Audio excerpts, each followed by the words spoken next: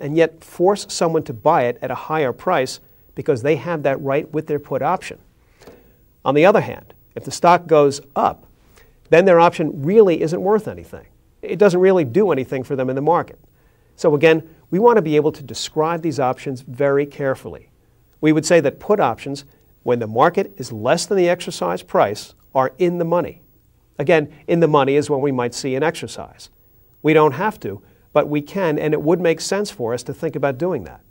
On the other hand, if the stock rises so that the market value is up here above the strike price of the option, it wouldn't make any sense for us to exercise our put option. If that continued, we would just allow the option to expire. So we would say that the option is out of the money. It really wouldn't be worth our while to exercise it in this situation.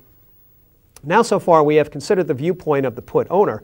The writer of this put has an obligation to buy the stock. So we need to think about their viewpoint as well. So they have the obligation to buy stock at 60 if they're required. It won't be their choice as to when this will happen, but they could be forced to buy stock at $60 per share. Now, what would happen to this writer if the stock fell to 55? Remember what happened to the owner? The owner said, yes, I do want to exercise in this situation. So the writer will be assigned an exercise notice, and they'll be forced to buy stock for 60. Notice that the stock is really only worth 55. So the lower the stock goes, the greater the chance that the writer will have to pay too much for the stock. On the other hand, let's say that the stock rises to 63. And remember that the owner of the option in this case didn't exercise the option, and so the writer will not receive an assignment in this situation.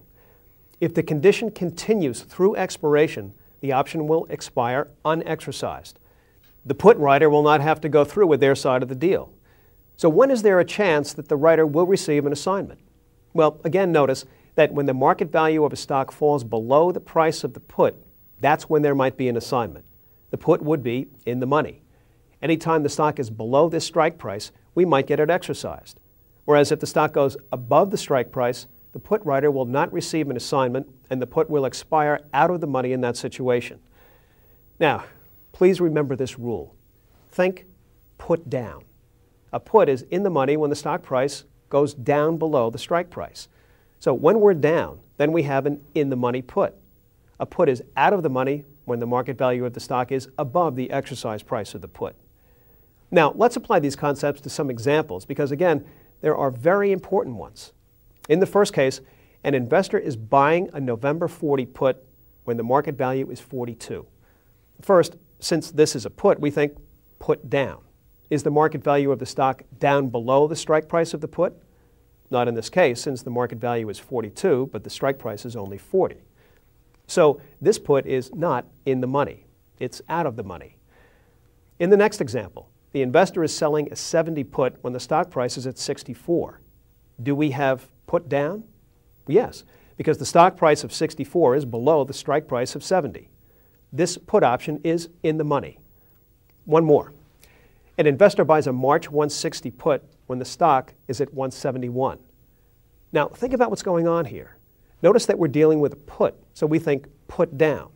But the market value of the stock here is not below the exercise price of the put option. This put is out of the money, not in the money. Now, again, notice that the concept of buying or selling the option wasn't really relevant to solving these problems. All you had to know was, is it a put option, and was the market value above or below the strike price of the put? And if we remember put down, that tells us when the put is in the money, when the stock is down below the strike price of the option.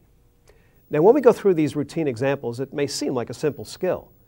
But when you're in the middle of a difficult problem, you need to be able to go back to these basic skills and make them almost second nature so that you don't even have to think about it twice. You automatically know when a put is in or out of the money. The same goes for calls. And believe me, if you know these skills and you have them down well, it can make dealing with these option problems much, much easier. Now, in the situations that we've been looking at, we again need to think about a problem. We've been thinking about this in and out of the money case. We again have a problem for the put writer. Now, the put writer is going to get an assignment only when the stock falls below the strike price of the option. So they'll be forced to buy stock at the high price only when it really is worth this much. They'll be buying stock that really isn't worth what it is in the open market. They'll be paying too much for the stock. On the other hand, If the stock goes above the strike price of the put, then the writer of the put is not going to be assigned and is not going to be forced to buy the stock. So again, the only time that the writer has to go through with the assignment, with the exchange of money and securities, is when it's to the writer's disadvantage. Why would I take on an obligation to buy stock at a fixed price when in fact that it will only happen when it looks, or at least on paper, that I would take a loss? So again, there has to be some incentive for the put writer to give to the put owner the right to deliver the stock. So again, for providing the put owner with that right, the put owner must pay to the put writer a premium. And it is that fee, that incentive of getting that upfront premium, that would cause the writer of the put to consider taking the chance that writers do take. Now remember that the writer keeps the premium no matter what else happens in the contract. That upfront premium is theirs to keep. Now, like call premiums, we can look at put premiums as compensation. If you're taking a chance, taking a risk as a writer, you're getting paid up front. That money is your compensation for the risk that you're taking. So again, we can think of the risk to the put writers in the same way that we looked at and broke down the risk to the call writers. That these premiums, these risk premiums, can be divided into two basic components, which would be the intrinsic value, the immediate risk, and the time value, that future or potential risk that we're not too sure about and have to estimate. So by looking at a problem, dealing with the intrinsic value and time value of a put option, we can review these ideas for put options. Now, first of all, the intrinsic value of a put option, like the intrinsic value of a call option, is the amount that the option is in the money. So again, we can figure out that by the exercise we just went through to determine whether the put option is in the money. We think put down. The stock price of 58 is below the strike price of 60 in this particular case.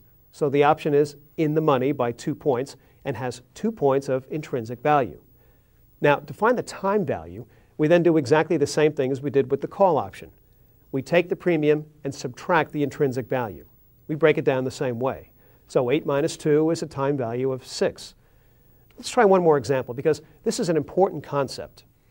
In this particular case, we're selling a 100 put with a 4-point premium and the stock is at 103. The intrinsic value of an option is the amount that is in the money. And since we have a put option here, it is in the money if the market price is less than the strike price. So is that what we have? Well, the market price is 103 and the strike price is 100. So the put is not in the money. It is out of the money. Remember that it is only in the money if we have put down, which we don't have here. Therefore, its intrinsic value is going to be 0. The time value then of this option is the premium minus the intrinsic value. So in this case, the premium is 4 points minus the intrinsic value, which is 0. So in this case, the time